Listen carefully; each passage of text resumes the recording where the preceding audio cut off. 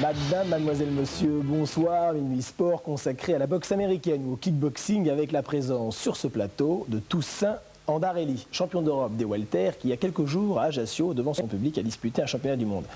Toussaint, bonsoir. On a tendance un petit peu à galvauder les titres mondiaux. Celui que vous avez disputé à Ajaccio est un véritable championnat du monde devant un vrai crack. Exactement. Il y a beaucoup de personnes qui ont des titres de champion du monde dans une seule fédération unique. Au niveau de Curtis Bush, il a le même titre de champion du monde welter dans toutes les fédérations.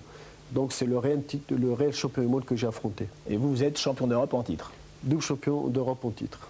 Combien y a-t-il de licenciés en boxe américaine en France et à travers le monde?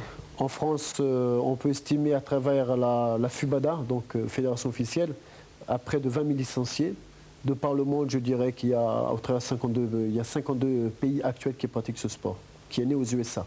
Et c'est l'un des sports pieds-points les plus développés au monde alors? Exactement, parce qu'il recueille à la fois l'esthétique et l'efficacité. Nous allons découvrir votre performance au stade Vignetta, un tout nouveau complexe sportif à Ajaccio, championnat du monde de kickboxing. Le stade de Vignetta, donc à Ajaccio en Corse, avec l'arrivée de Toussaint Andarelli, devant 2000 spectateurs. Pour la première fois, cette salle accueille de la boxe et c'est surtout d'ailleurs l'inauguration d'un tout nouveau complexe sportif pour un événement et pour ce championnat du monde ISK de kickboxing prévu en 12 reprises.